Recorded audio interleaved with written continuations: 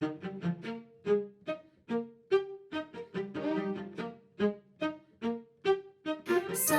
sunscreen, strawberry, ice cream, midsummer's daydream, sipping in between long days, warm nights, gliding like light kites, sapphire, clear skies, whipped cream, cherry pies. Good morning, everyone. So, another busy morning because I have a meeting with my supervisor in 30 minutes. I haven't left home yet. I think the train is coming in a couple of minutes, so I better rush out. Okay, let's head to uni first and then I'll chat with you soon. Here we are right now, no longer 17. So the plan was to meet my supervisors at uni and chat about the things I have been busy with, like data collection, conferences, and teaching in the coming new semester. Of course, another big plan for that day was to film the vlog. After 2 hours of meeting, I was with a friend from the cohort and we went to check the computer lab where I would be teaching. Then we casually walk around the campus searching for food and randomly walk into a new building we have never been to before.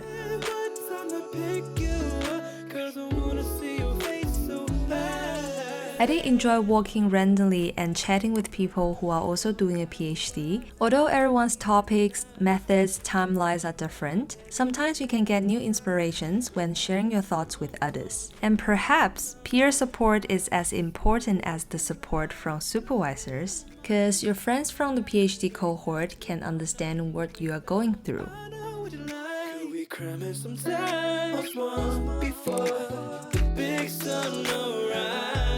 Hi everyone, I'm back. I'm gonna grab a coffee now because I haven't had any coffee today. Too busy in the morning and didn't even have time to make a coffee. 3 o'clock in the afternoon and your girl is tired. Oops, my coffee is done. So the new semester is starting soon and I'm not really sure about the things that I need to do the next semester because apparently there are so many things that I need to do. Yeah, back to teaching and then I need to think about how I can squish my time to do my research. I better work on my writing as well. But yeah, cheers. Cheers to the workday.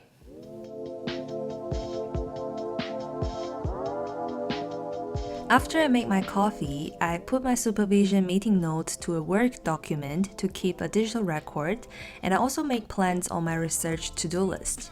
I move on to make a video thumbnail and I also schedule post a new video that I wanted to send on the second day. Usually I might separate my PhD research day and creator day, but if I'm not doing something intensive like writing or editing, I might do different tasks on the same day. So I finished most of the work today and now I'm just having a little break and chill out before I head out again to have dinner at a Korean restaurant with 2 of my friends. And I also want to take this chance to chat with you about my experience of doing a PhD and then doing some other side hustles like teaching, making content on the internet, all this kind of thing, because I sometimes got comments asking me how I can manage my time. So time blocking is very helpful because I think it allows me to focus on only one task in the entire afternoon, for example. So time blocking is very helpful for me, I guess. And another thing is to make plans. I usually prioritize the tasks that are urgent. So that's the overall time management method that I use. Yeah, it's definitely very challenging because sometimes when I have a bunch of deadlines coming, I just feel like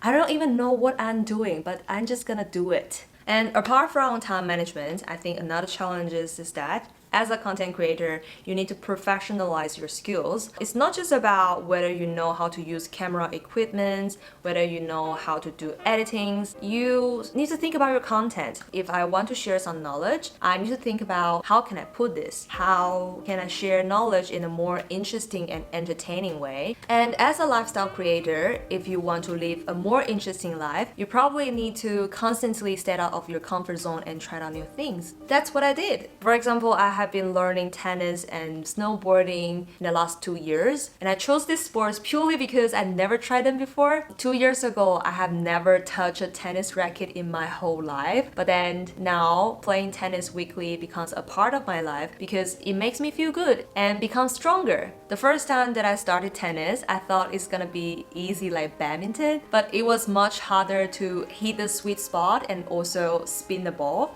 And it's very frustrating when you wanted to be good at something, but no matter how many times you practice, you still suck. And I have the same feeling when I first started snowboarding. I felt like I fell down 100 times before I can slide down the mountain.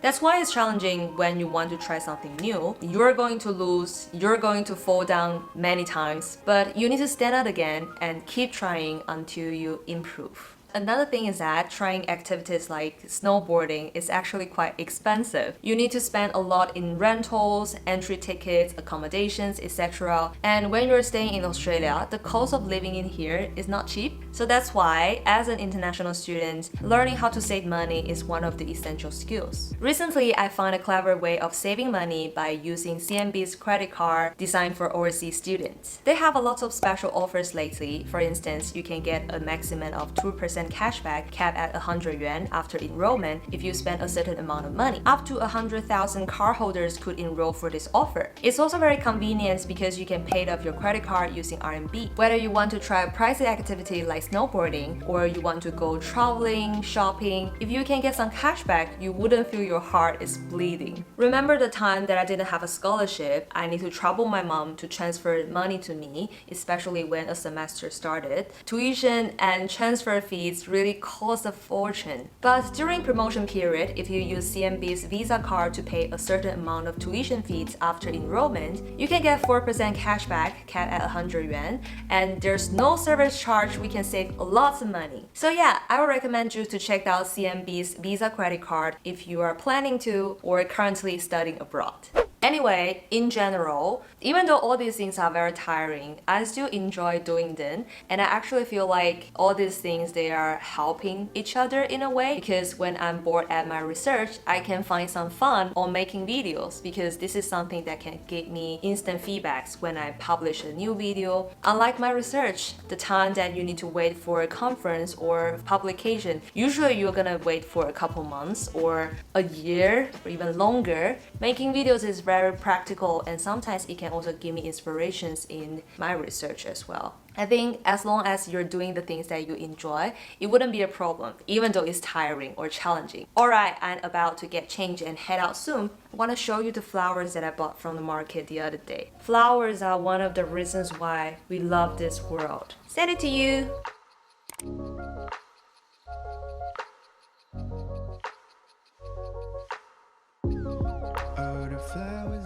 The bibimbap was delicious, and it's great to spend a night with my friends. That's pretty much all of the day. Hope you enjoyed the video, and I'll see you in the next one. Bye! Butterflies down my stomach when I think of you and me. It is funny how